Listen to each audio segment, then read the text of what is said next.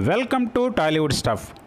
మన మెగాస్టార్ చిరంజీవి తన సినిమా టైటిల్నే సినిమాలో తన రోల్గా పోషించి ఆకట్టుకున్న వాటిలో టాప్ 10 మూవీస్ ఈ వీడియోలో చూద్దాం.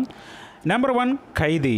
దుర్మార్గుల చేతిలో నాశనమైపోయిన తన కుటుంబానికి ఖైదీ అయిన హీరో చివరికి ఎలా విలన్ల అంతు చూశాడన్నది మాస్ ఎంటర్టైనర్గా తీర్చిదిద్దారు. దీనికి దర్శకులు కోదండరామిరెడ్డి గారు, సుమలత, మాధవి హీరోయిన్లు కాగా, రగులుతోంది మొగలిపోద సాంగ్ చూస్తే ఇప్పటికీ చిరు ఆ నవయవనంలో ఉన్నట్లే కనిపిస్తారు. అలా 1983లో వచ్చిన ఈ మూవీతో చిరంజీవి తొలి మెగా హిట్ అందుకొని మెగాస్టార్గా సింహాసనాన్ని అధిష్ఠించారు. నెంబర్ 2 యముడికి మొగుడు.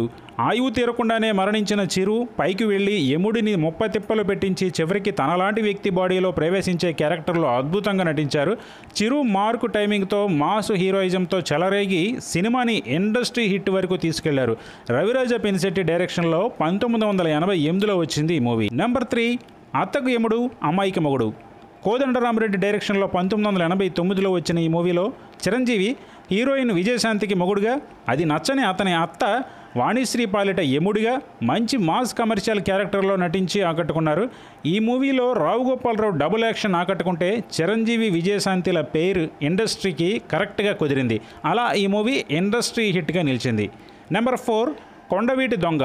అడవి ప్రజల మంచితనాన్ని వంచన చేసి అటవీ సంపద దోచుకెళ్లే కొందరి దుర్మార్గుల పాలిట కొండవీటి దొంగ అవతారంలో చిరంజీవి నటన కానీ, గుర్రంపై చేసే సవారీ కానీ, స్టైల్ కానీ, రాధా విజయశాంతులతో డ్యూయెట్లు కానీ విజిల్స్ వేయించేలా ఉంటాయి. అందుకే ఈ మూవీ బ్రహ్మాండమైన విజయాన్ని దక్కించుకుంది. ఈ మూవీ 1990లో కోదండరామిరెడ్డి గారి డైరెక్షన్లో వచ్చింది. నెంబర్ 5 జగదేక వీరుడు అతులకు సుందరి.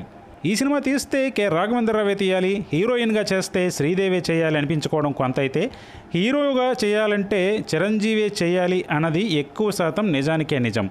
దేవకన్యని మంత్రగాడి నుండి కాపాడే ధైర్యం, వీరత్వం ఉన్న మానవుడిగా చిరు టైటిల్ రోల్కి తగ్గట్టు శ్రీదేవితో సగం పాలు పంచుకొని సినిమాని ఇండస్ట్రీ హిట్గా మలిచి రికార్డుల్లో అబ్బని తీయని దెబ్బ అనిపించారు. ఈ మూవీ 1990లో రిలీజ్ అయింది. Number 6 Gang leader.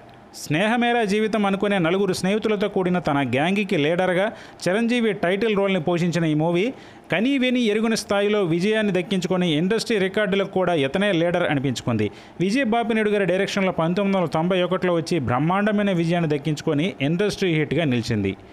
Number 7 rowdy అల్లుడు. బేరం కుదిరితే ఎలాంటి పని అయినా చేసే ఆటో జానీ పాత్రలో, అలాగే సాఫ్ట్ రోల్లోనూ చిరంజీవి ద్విపాత్రాభినయం చేశారు. దివ్యభారతి, శోభన హీరోయిన్లుగా కె రాఘవేంద్రరావు గారి డైరెక్షన్లో వచ్చింది ఈ మూవీ. నెంబర్ 8 ఘరానా మొగుడు. వాణి విశ్వనాథ్తో అబ్బా ఇది ఏమి వానా అంటూ మరోమారు తనలోని రొమాంటిక్ యాంగిల్ని చూపించారు చిరు.